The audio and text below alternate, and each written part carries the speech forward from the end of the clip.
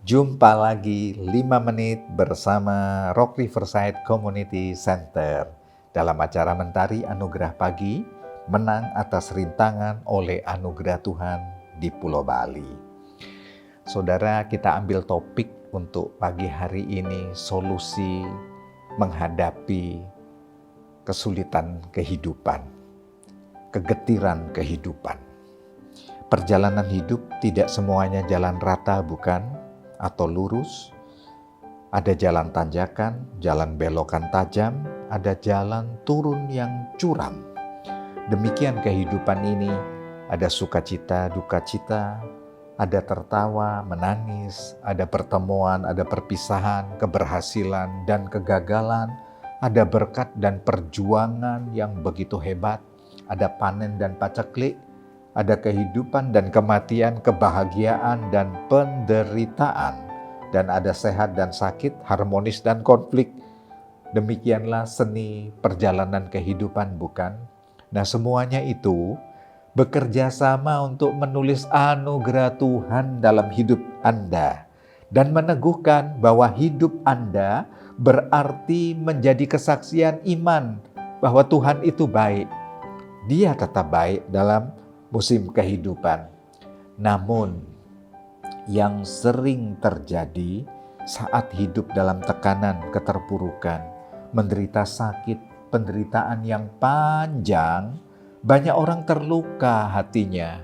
Banyak orang berkata ini masa sulit tiada pernah henti, getir pahit hati, dan berkata, "Oh Tuhan, mengapa kondisi tetap seperti ini?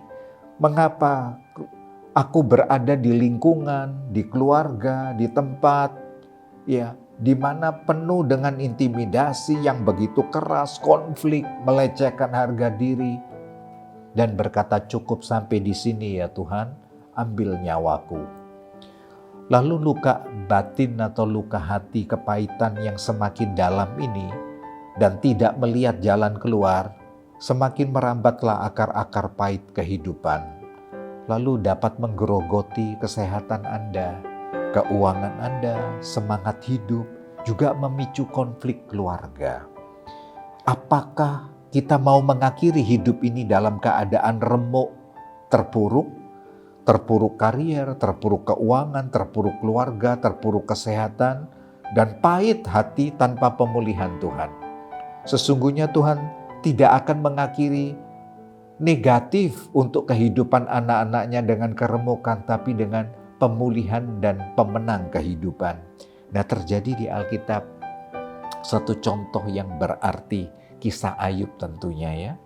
Ayub adalah seorang yang dikatakan saleh hidupnya, penuh ketaatan, diberkati Tuhan secara finance, kesehatan keluarga yang manis-manis, 10 anaknya semua dalam kelimpahan dengan baik. Namun satu saat ujian datang secara bertubi-tubi dalam kehidupannya untuk membuktikan imannya. Finance dia kena dalam keterpurukan, kesehatan kena dalam terpurukan, keluarga bahkan kematian anak-anaknya. Satu pahit yang begitu panjang. Karena itu di Ayub pasal 10 ayat 1 berkata demikian, "Aku telah bosan hidup." Ini sudah di titik nadir terendah Ayub. Dia sempat mengutuki hari kelahirannya juga. "Aku hendak melampiaskan keluhanku. Aku hendak berbicara dalam kepahitan jiwaku." Benar-benar pahit, akar pahit yang merambat begitu rupa dalam kehidupan Ayub. Nah, melihat hal ini bagaimana solusi yang terbaik?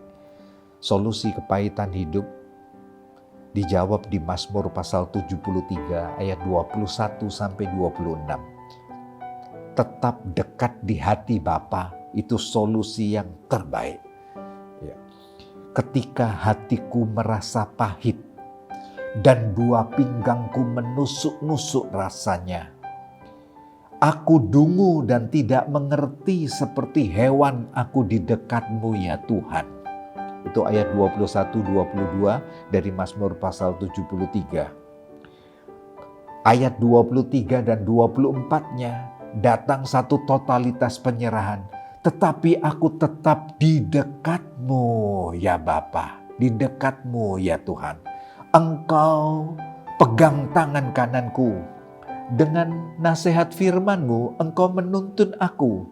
Dan kemudian Engkau mengangkat aku ke dalam kemuliaan. Wow, ya.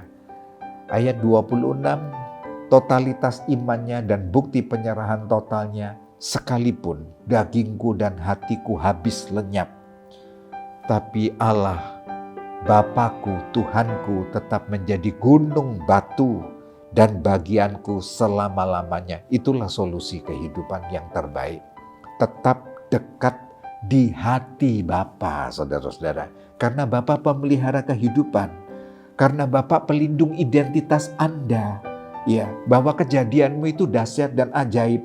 Saudara bukan produksi mesin pabrik sehingga dilahirkan di muka bumi ini. Kita bukan hasil satu cetakan uang di dalam kandungan ibu kita, tapi dirajut dengan nafas Allah dan tangan Allah ikut serta atasnya. Dan identitas saudara adalah spesial, dirimu milik Tuhan. Diciptakan baru, hati baru, anak Bapa sorga, dimeteraikan dengan nafas Roh Kudus menjadi miliknya. Sesuatu yang butuh legalitas kan bermeterai, bukan? Anda, identitasmu itu legal di hadapan Allah, benar-benar disahkan dengan nafas kehidupan Roh Allah ada di dalam dirimu, diberi visi baru oleh Tuhan. Lalu dilatih karakter Anda, pelatih kedewasaan, karena Bapak memang melatih kita melalui ujian-ujian kehidupan. Saudara, lahirlah karakter-karakter ilahi, kesabaran, keteguhan yang kokoh, yang gigih, iman ilahi, visi ilahi, melalui ujian-ujian kehidupan. Bapak pelatih kedewasaan karena kualitas kehidupan Anda bisa dipercaya, kualitas yang berintegritas. Lalu Bapak juga memotivasi untuk tujuan hidup saudara, aktif mengupgrade kita, Kaisan aktif memperbaiki.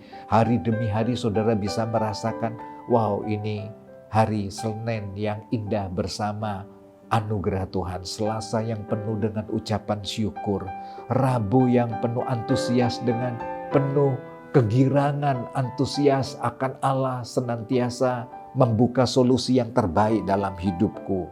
Saudara bisa memberi nama hari-harimu karena Allah, Bapak pemotivasi tujuan kehidupan Anda. Bapak juga memberi penghargaan untuk anaknya, Bapak juga pengampun penyayang. Sungguh indah bukan? Bahwa saudara menghadapi satu aktivitas ilahi yang hari demi hari begitu hidup gitu. Karena itu tetap setia saudara, ya.